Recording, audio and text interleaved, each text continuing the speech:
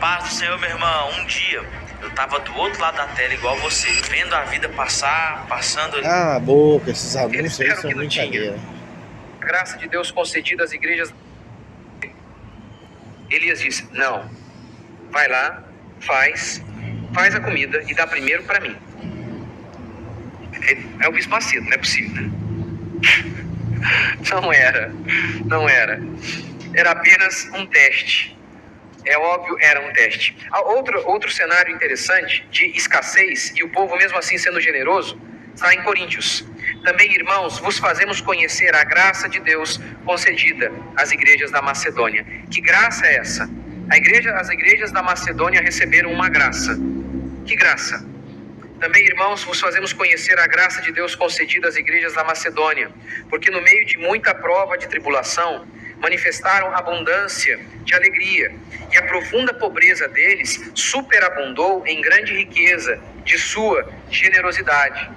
Eles estavam em profunda pobreza e mesmo assim foram generosos, porque eles, testemunho eu, na medida de suas posses e mesmo acima delas, ou seja, na medida das suas posses e acima delas, eles deram o que não tinha.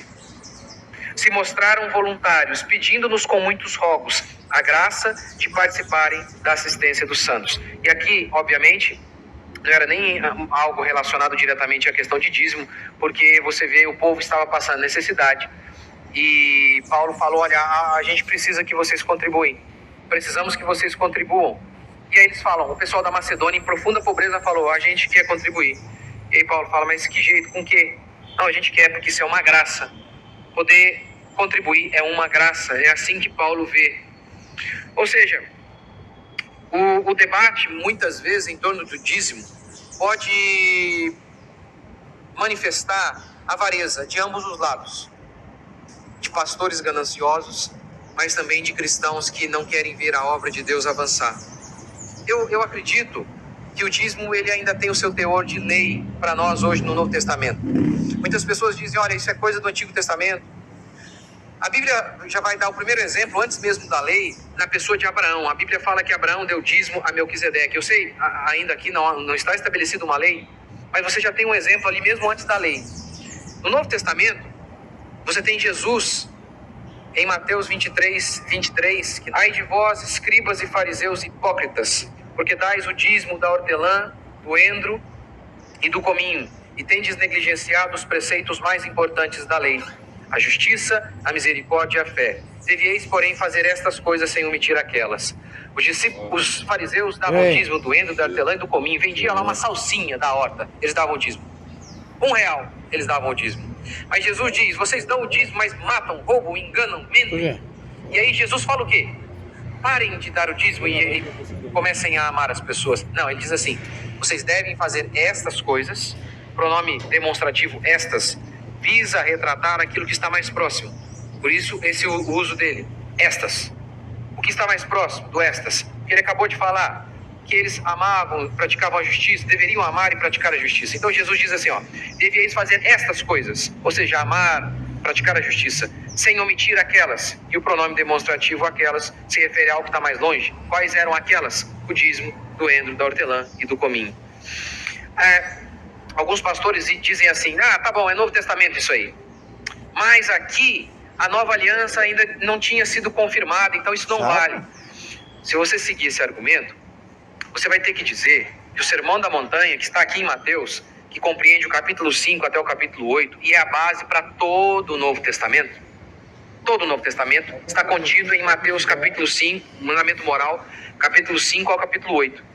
Dizer então que Mateus 23 não vale, também significaria dizer que o Sermão da Montanha também não vale, haja visto que Jesus ainda não havia morrido. Um absurdo sem precedentes. Mas a questão do dízimo é para os judeus. Que critério eles usam para fazer essa separação? O Salmo 23 é para nós. Qual é o critério? As bênçãos são para todos. Os deveres apenas para os judeus. Na realidade, tudo era para o judeu. Tudo. O dízimo, as bênçãos. É o que Paulo diz em Romanos.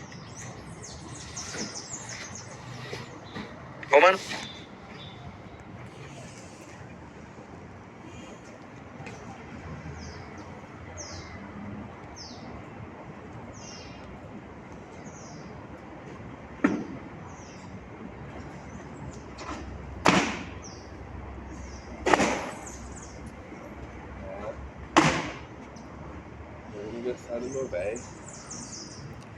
Quantos anos? 60. Ah, moleque Tô meu, chegando. velho.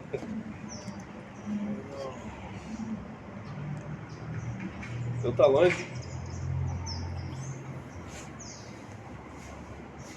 Ah, coroinha. Porra, caralho. 60. Olha, assim tu dá uns 40. Teu pai?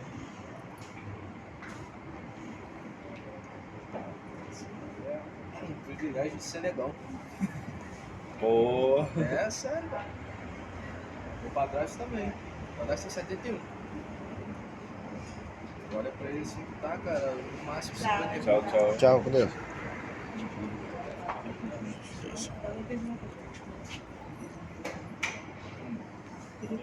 Isso é muito relativo, cara.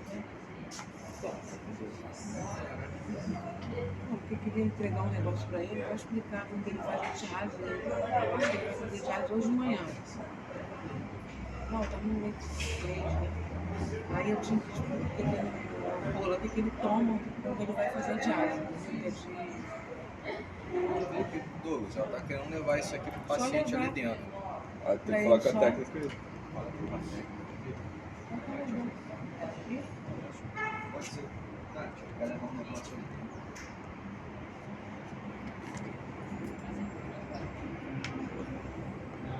O Vasco ganhou nos pênaltis, viu? Cara, não, velho. Aí o que o moleque mandou. O que o moleque mandou no nosso grupo de figurinha. E áudio de fogos estourando, irmão.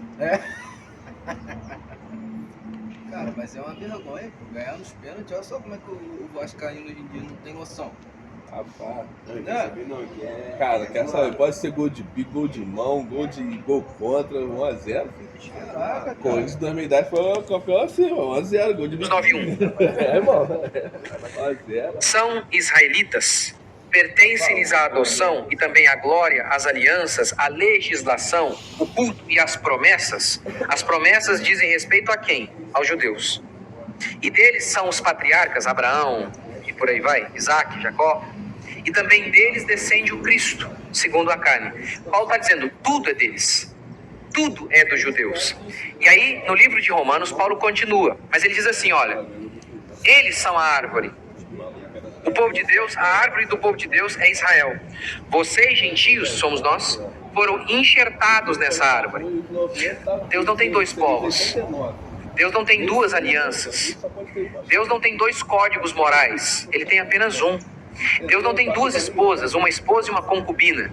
Deus tem apenas um povo. De maneira que o que a gente sabe é o que está aqui em Efésios, capítulo 2. Aboliu na sua carne a lei dos mandamentos na forma de ordenanças, para que dos dois criasse um, em si mesmo, um novo homem, fazendo a paz. Efésios. Então, há alguns mandamentos que foram abolidos. Ele diz aqui, mandamentos na forma de ordenanças.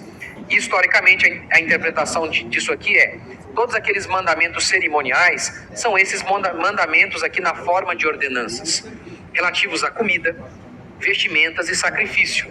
Hebreus vai dizer que tudo isso era uma sombra daquilo que haveria de vir.